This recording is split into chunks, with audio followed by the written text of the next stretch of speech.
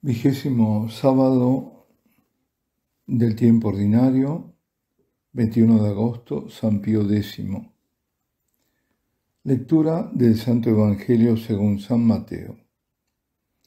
En aquel tiempo habló Jesús a la gente y a sus discípulos diciendo: En la cátedra de Moisés se han sentado los escribas y los fariseos. Haced y cumplid todo lo que os digan, pero no hagáis lo que ellos hacen, porque ellos dicen, pero no hacen. Lían fardos pesados y se los cargan a la gente en los hombros, pero ellos no están dispuestos a mover un dedo para empujar. Todo lo que hacen es para que los vea la gente. Alargan las filacterias y agrandan las orlas del manto.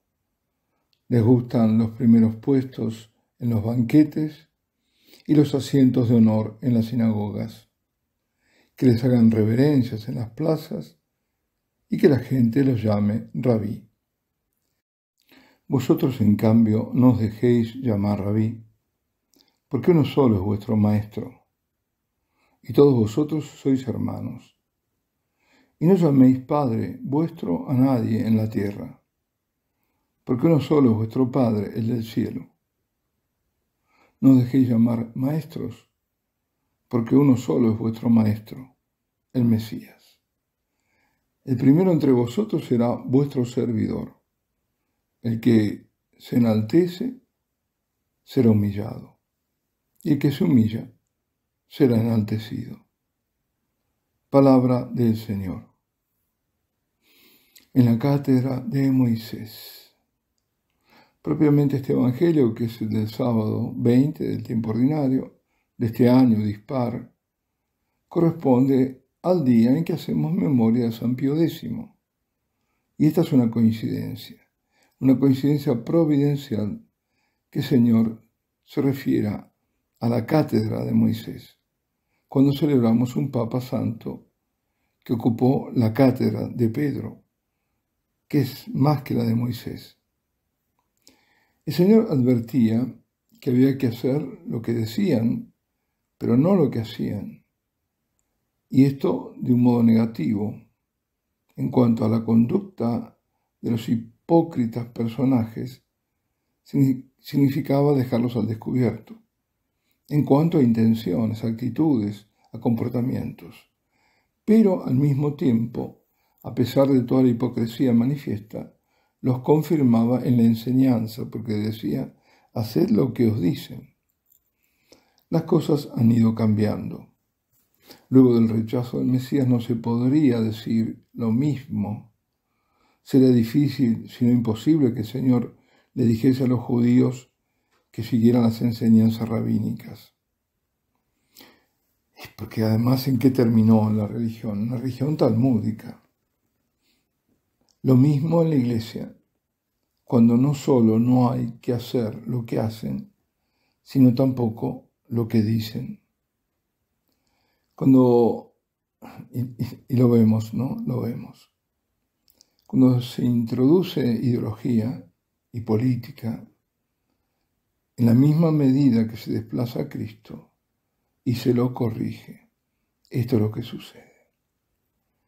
Porque Él ha dicho, pero yo os digo, o aquello de un Cristo armónico con la naturaleza, o tener la humildad de aprender de otras culturas, por supuesto no cristianas, antes de la llegada del cristianismo, etcétera, etcétera.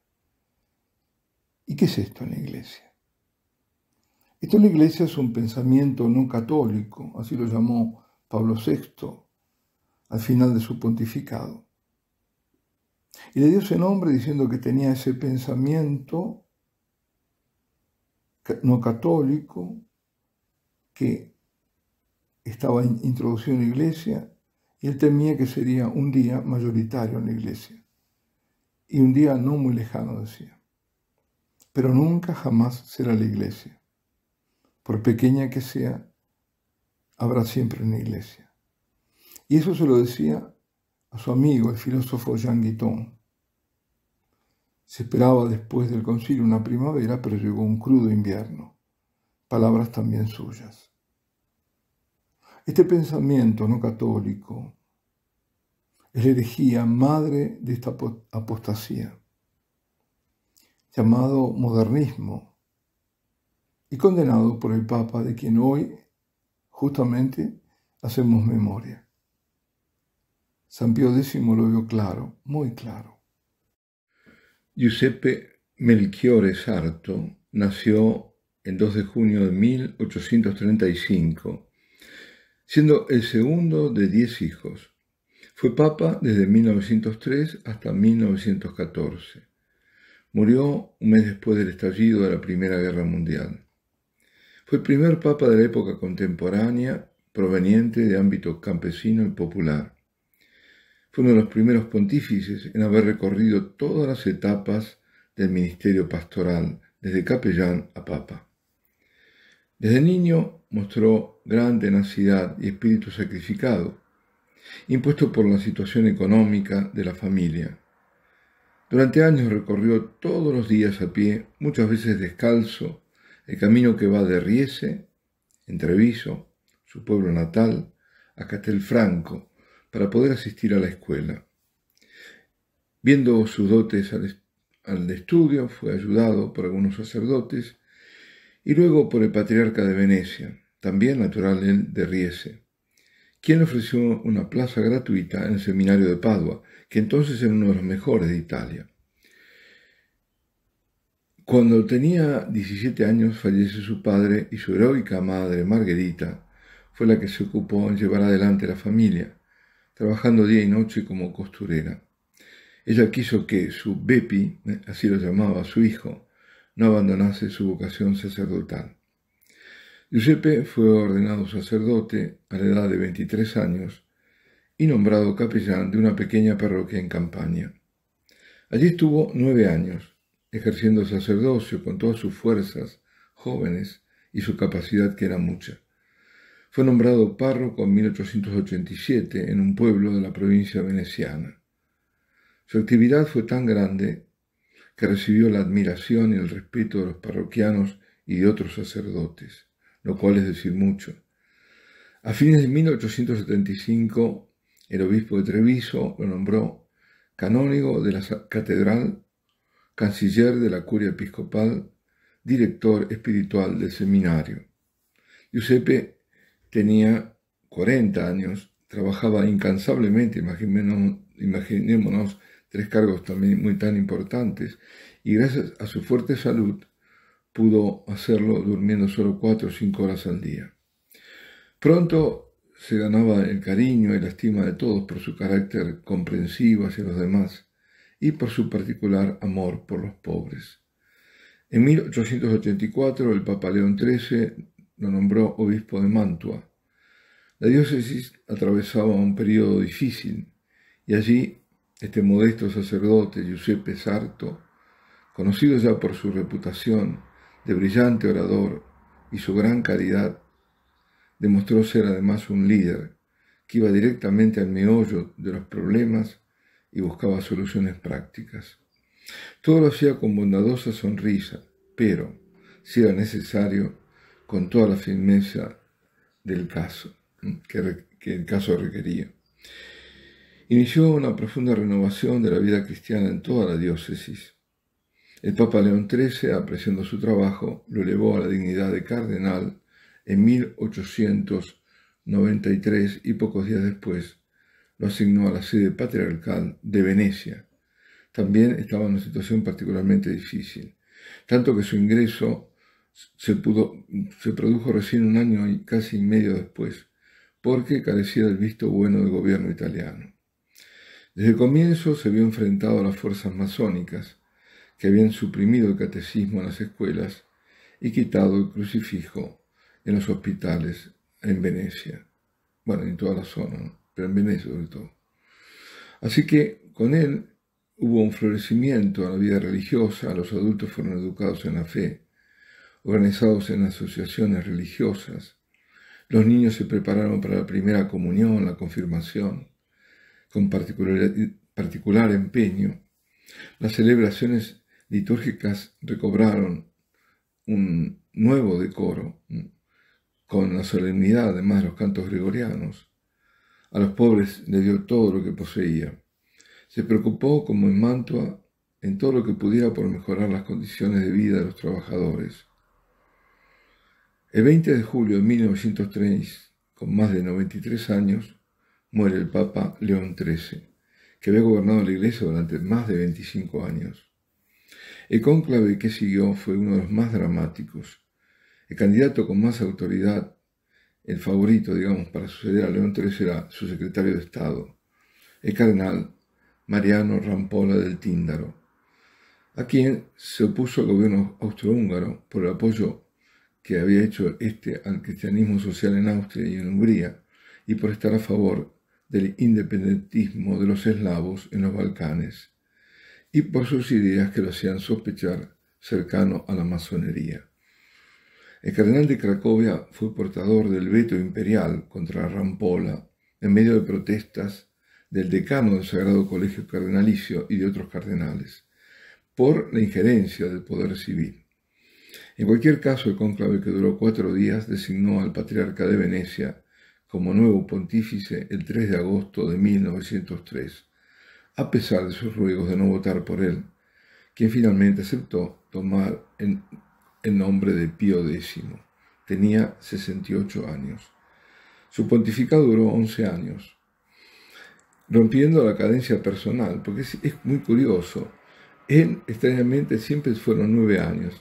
9 años en el seminario, 9 como capellán, 9 como párroco, 9 como canónigo y director de seminario en Treviso, 9 como obispo de Mantua y 9 como patriarca de Venecia.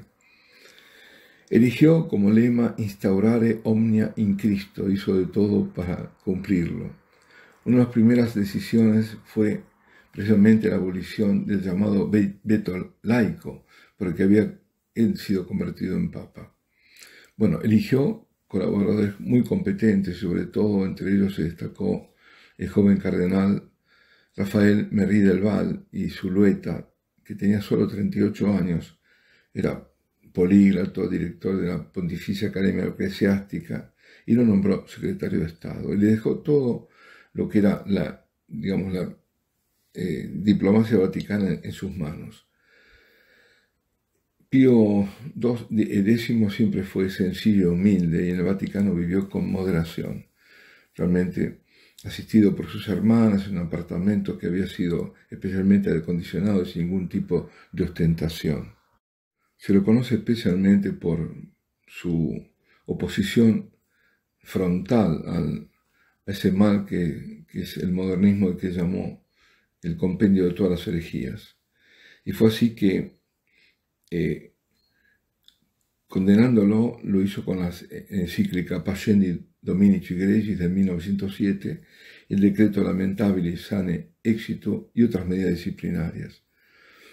De hecho, el catolicismo de finales del siglo XX tuvo que padecer el cientificismo, ¿no?, que se expandía por todo el mundo.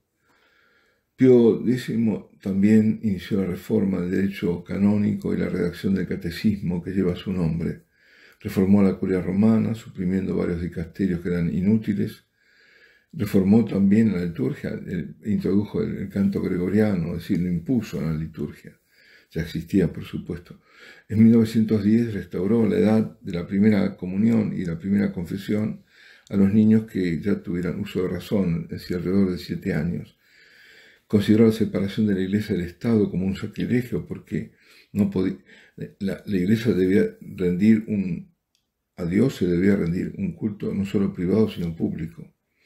Bueno, fue un hombre de una grandeza moral, vivió en Dios y de Dios, ejerció las virtudes cristianas, hasta el heroísmo, con humildad, sin la menor ostentación, una pobreza efectiva, una actitud de desapego frente a sí mismo, que nunca abandonó, una fe y una confianza en la providencia, que era el origen de su serenidad interior, que en él se podía admirar también una caridad que despertó el asombro incluso de los dignatarios del Vaticano. Después del atentado en Sarajevo, el archiduque hereditario, que lo mataron, ahí Austria ataca a Serbia y gradualmente va el conflicto a toda Europa y comienza la Primera Guerra Mundial. El Papa, que ya hacía mucho tiempo que venía padeciendo de enfermedades, con casi 80 años, con un deterioro físico grande y a través de, como siempre suele ocurrir con la simple bronquitis, de repente se convirtió en una neumonía aguda y muere en la noche entre el 20 y el 21 de agosto de 1914. En 1954 es canonizado por el Papa Pío XII. Bueno, hasta aquí llegamos. Alabado sea Jesucristo. Y la bendición de Dios Todopoderoso, Padre, Hijo y Espíritu Santo, descienda sobre vosotros y permanezca para siempre.